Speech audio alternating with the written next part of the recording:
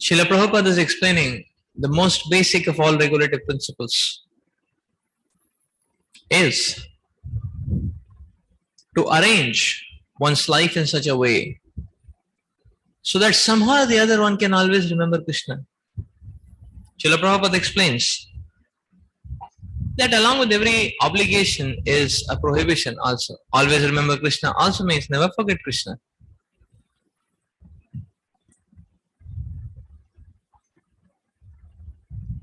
In fact, Srila Prabhupada goes on to explain that this principle of always remembering Krishna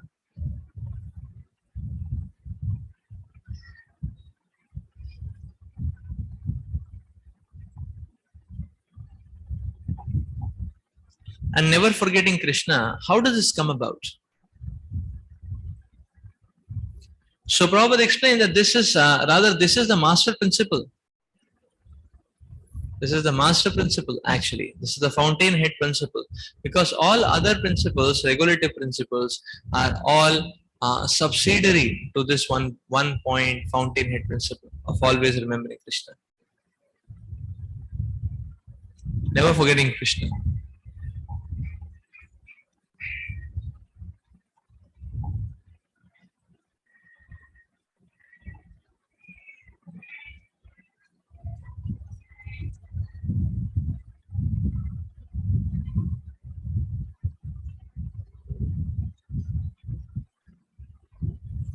And therefore Prabhupada is telling if this injunction is followed, then all of the rules and regulations will automatically fall into line.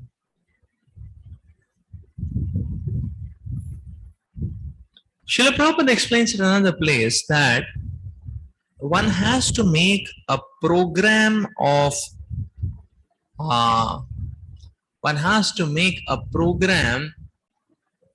to be able to come to a state of always remembering Krishna. So this objective of always remembering Krishna, one has to make a program for that.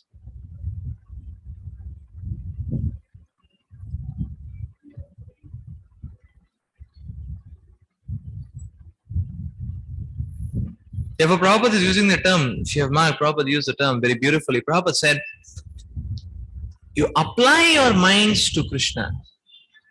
You see, apply your minds to Krishna. So this goes to show that this objective of always remembering Krishna is very much achievable, just like driving. When we are driving, we have the steering in our own hands. Similarly, the steering of our consciousness is in our own hands.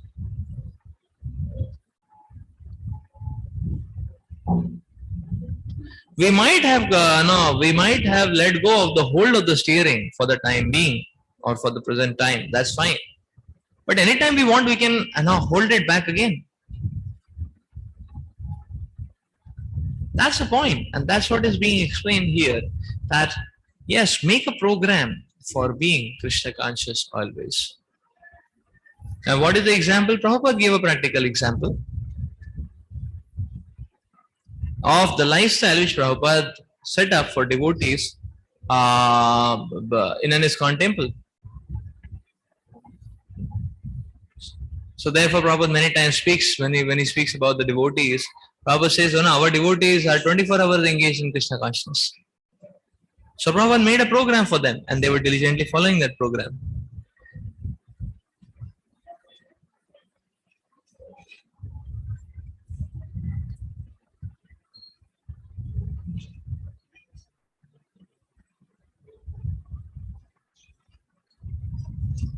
Srila Prabhupada made a program. You see, the devotees, they would attend the morning program, and after the morning program, they take breakfast and go for Harinam Sankirtan or book distribution, and come back by evening. And evening, they would attend Gaur Aarti and evening program. So evening program, morning program, evening program. So they would attend Gaur Arati and uh, Gita class, and then take some prasad, then drink some milk, read Krishna book, and take rest. 24 hours engagement program. 24 hours engagement program. So Prabhupada made it quite practical. It's a 24 hours engagement program. Morning program, evening program. In fact, all devotees should follow that. It's not just. In fact, all devotees should follow that. So now what happened? Further going ahead in ISKCON temples, what had happened is that so evening, many times devotees needed the evening time for preaching programs, congregation programs, preaching programs. People go out for working; they are available in the late evening hours. After 7 p.m., 8 p.m., then they're available. So if you have to do weekdays, preaching programs, then the time is needed for that. So then the concept came that, okay, instead of evening program, the evening program, what happens is, what used to start happening in the temple is Brahmachari class, which happens in the afternoon, 3 to 5. So that's the same evening program which Prabhupada designed. Actually, the same got shifted a little bit up so that devotees are available for evening congregation programs, youth programs, congregation programs. So even as a working devotee, we should have a morning program, we should have an evening program. Morning program, we know what is this evening program all about. Evening program is that when we come back in the evening, we take prasad, we should not just crash land, into sleep. There should be some spiritual input again, once again, some spiritual input. So we are reading Srila Prabhupada books, or we are hearing some lecture. It can be small, it can be short, but the component should be there. The component should be there. This is called as program, is it not? This is called as program. So if you make a program, it's very practical. Just like I remember I used to stay in Giri Govardhan Dham Voice, GDD. And as soon as I would come back from the company, immediately there'll be 5-6 issues waiting for me. Some devotee is thinking of leaving Voice, and I have to sit with him. Otherwise he'll pack his bag and go away. Or some two devotees have fought with each other. Or the cook has ran away. Or the cylinder is finished. Or some or the other issue will be there. So when I would land back 8 o'clock, I would land back 8:30 sometimes in the night. These issues will be there. So what was happening is that I was not able to do sadhana. Then Radheshyam Prabhu called me. He was asking reports. He understood I'm not doing sadhana. Then he said no. So then he taught me. So he taught me what to do. He said you reach back. It's very good. As soon as your work is done, you quit the company. Don't be in the company. Because if you be in the company, they'll give you more work. She said, quit the company, so get out of the company. Then he said, okay, come to the building where the voice is there, but don't enter the voice. Don't enter the voice. He said, so he taught me, he said, okay, you sit in the park down only, under the street lamp or the park lamp or the, and there you study half an hour. You read Prabhupada books, then you go up. So, and I used to follow that. It was very nice. So sadhana was on track, So that's the point. So you see, we make a program. Things are practically possible. That's the point. We make a program now. Things are practically possible. So similarly, I remember Radheshyam Prabhu. For the actually Radheshyam Prabhu would do every weekend camp. Every weekend he would do camp for the voice and yoga devotees. Every weekend. Every Saturday evening was a weekly program for the voice and yoga devotees, and Sunday morning would be a program. So 1 week it would be Saturday evening, Sunday morning, stay in the temple Saturday night. That was a module, 1 week. And another week it would be Saturday evening to Sunday evening. Means Saturday evening 6 p.m. it starts, Sunday evening 5 p.m. it will end. Non-stop, it was a big. So this is called as Gaur Bhakta in the camp, small camp, big camp. So initially Radheshyam Prabhu planned all big camp only, and 6 p.m. to 5 p.m. Saturday evening 6 p.m. to 5 p.m. Sunday evening, like that. So nourishment program, very powerful. So now you see, Rasham planned this nourishment program, but then devotees were started. All devotees started, putting, submitting petition. Radhisham Prabhu, we are not getting time for preaching. Then he said, okay, one weekend, big camp, one weekend, small camp. Camp every weekend. See, program, is it not? Let's make a program. One has to make a program. So that's the idea, or that is the point, actually. That if one makes a program, it is possible to be Krishna conscious. It is possible to be Krishna conscious. So it all depends on what program we make, actually. So it's just about adding a commitment. It's just about adding a habit. It's just about not taking a particular responsibility, and most of the responsibilities are time bound.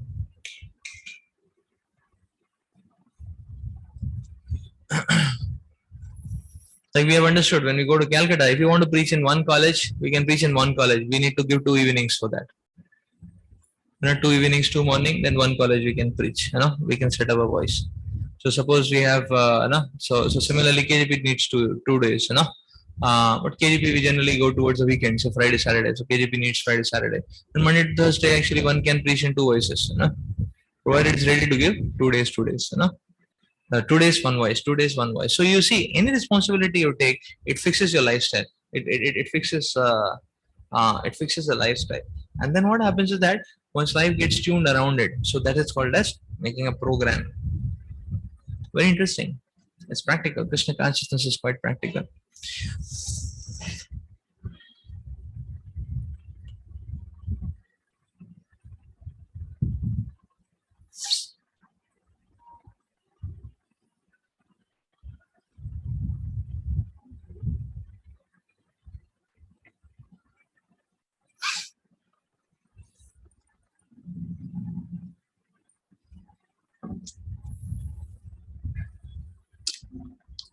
So the next point is that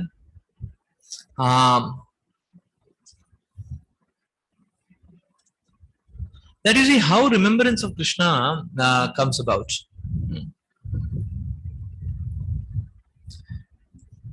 Prabhupada speaks about Varnashrama. Prabhupada is telling the 4 orders, the 4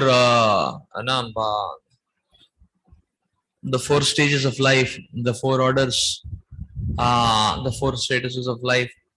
That is Varna and Ashrama. So all are actually, in a sense, different parts of the body of the Lord. And therefore, it's these contributions, whether it is Varna contribution or Ashram contribution, both of these contributions can be very much offered for the pleasure of the Lord. This is what Prabhupada is explaining. So when Chatur Varna Maya system means what?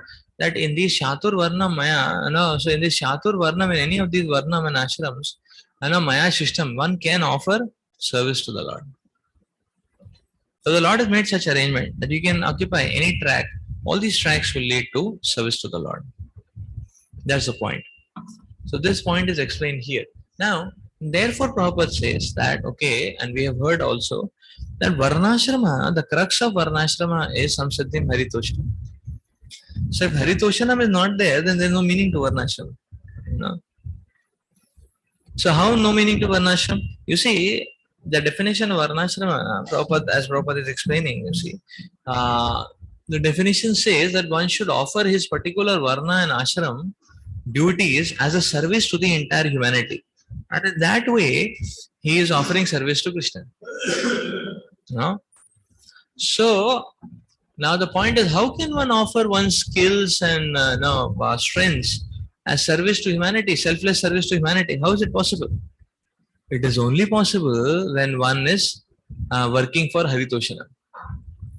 Otherwise, one will want to capitalize it. One will want to capitalize his skills. Yeah? One would want to capitalize his skills. Just like previous days, Brahmanas, they would teach free. They would not charge anything. They would not capitalize their knowledge. And nowadays, people capitalize their knowledge. If they are knowledgeable, they'll say, okay, for 3 days course, 10,000 rupees. Capitalize. Is it not? You see Western universities, they capitalize knowledge. Okay, you want to do MS? MS, $80,000. Yeah, no scholarship. And people say yes, yes. No? So you see how they capitalize, make a fool out of a person, like that. Yeah. So similarly, you see doctors, how they capitalize. Direct times, the Vaidya, you will give free treatment, it is a service. Nowadays they say, okay, you have this problem, 20 lakhs, that problem, 25 lakhs, this problem, 50 lakhs, So no problem, still 5 lakhs, So they'll okay, first let us test it out. So 1 week they'll test it out. That's okay. Unfortunately, no problem. Go back, 5 lakh bill, like that. So that's how the medical fellows are, Now the point is, one needs to, so this is this very dangerous setup. Why? Because Haritoshnam is not there. So the point is that, the crux of, the crux of the program management is what? The main ingredient of life should be, Krishna should be the main ingredients of one's life. And then whatever material asset or facility or skill we have, that can be molded towards God. So the main ingredient is Krishna. Then the material, the material energy becomes a flavoring agent. If you have milk, you can put a flavoring agent, Roafza or Kesari or Horlicks. You can put a flavoring agent, But you have only Roafza and Kesari or Horlicks. I mean, you don't have milk, then it is not much punch. I mean, it's not much worth, is it not? You cannot put Horlicks in water and drink it. It is going to be cheap. It's going to be a cheap phenomenon, is it not? Yeah. Can't drink it, is it not? Or if you want to drink it now without it only, that's again quite cheap. Can't drink Roafza, directly, is it not? Or like Kisan juice, you put it in water and drink it, not directly. It will be concentrated. It will be very harmful. So that's the point.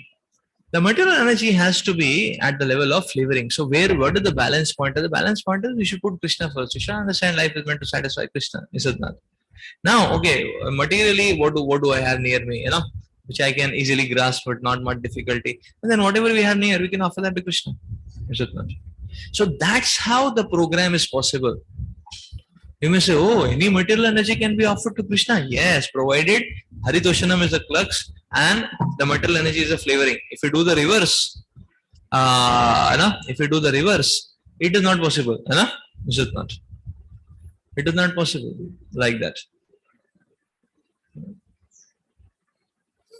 So like Krishna, Lord Krishna is telling Bhagavad Gita, say for example, that any sex which is done according to dharma, I am that sex, like that. It's now we may say, oh, can sex be worshipped to Krishna? Yes, so if you only do it for procreation, that also after Garbhadhan Sanskar, after chanting 64 rounds and everything, So if you do that, that means only once or twice in a lifetime you do, then it is Haritoshanam. I mean, then it is proper.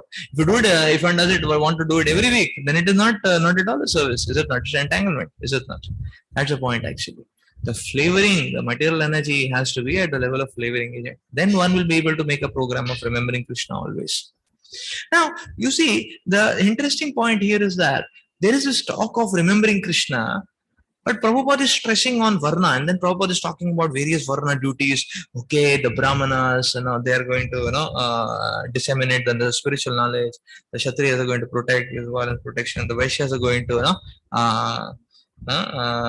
natural things, they are going to grow and they are going to trade it, and the Shuddha is going to assist, like that. Now the point is that, okay, how this, see, the very interesting, how this, the question which comes is that, how this always remember Krishna, never forget Krishna is related to Varnashrama. That's a point. But Varnashrama seems to be a different thing. Okay, people can fit in into different aspects.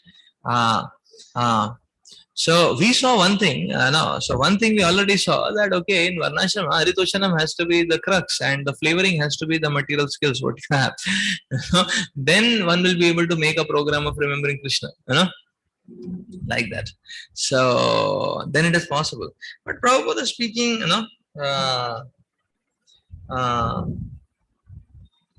Prabhupada is speaking very, elaborately about, the, if the whole society performs its respective duties, and if the whole society remains in Krishna consciousness,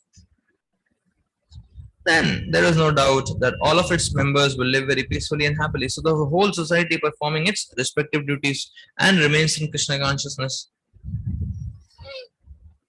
So then Prabhupada is saying, if this is the case, then without wanting the necessities of life, one doesn't have to want the necessities of life. The necessities of life will be automatically provided. And then what will happen? The whole world will be turned into Vaikuntha, into a spiritual abode.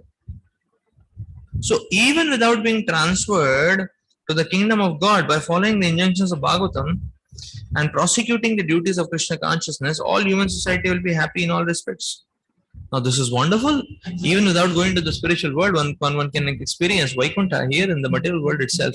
What a powerful aspect Srila Prabhupada is explaining. But how Varnashrama can make it happen? You see, the interesting point is, comes here. The interesting point is, Varnashrama means that whatever skill you have, you offer it as a selfless service to humanity. When this happens, then what is happening is that now you see 4 Varnas. So 1, 2, 3, 4, 25%, 25%. So a particular Varna, say Brahmana, he is offering 25% service. Like that. But for the entire growth of the body, all 100% service is needed. Right? Like for our own growth and sustenance, all 100% service is needed. We want some directions. There is some administration is required, some protection is required, some fooding is required, some money is required, some labor service is required. Is it not? So every individual requires all 100% of the service, whereas any particular individual is only offering 25% of contribution to the society. So person is offering 25%, person is getting back 75%. You understand what's happening? If he is offering 25% selflessly, he is getting back 75% selflessly. This is Krishna's calculation, very profitable calculation. The person is getting 75% actually by offering 25%. Just imagine, by offering 25% of one's needs to others, one is getting 75% of one's needs fulfilled. Interesting, no? Now, how does it translate? So this goes to, so when this happens, then everybody is having time to focus on Haridoshanam and spiritual energy. Modern day, there is no Varnashrama. So everybody has to do everything. Everybody has to, figure out, what is said in scriptures himself. Everybody has to, learn some judo karate, or, has some CCTV cameras and protection and all that. Take some flat where some guards are there and pay extra 5,000 rupees and all that. Protection, is it not? Everybody has to, mess up with, how to get money, and working hard, and everybody has to do all labor jobs because the labor is very costly. Cooking, cleaning, painting, painting, minting, everything. So everybody has to do everything. Every single person has to do every single thing. Therefore, the mind becomes so much bogged down and there is no time to remember Krishna. So if Varnashram is properly followed,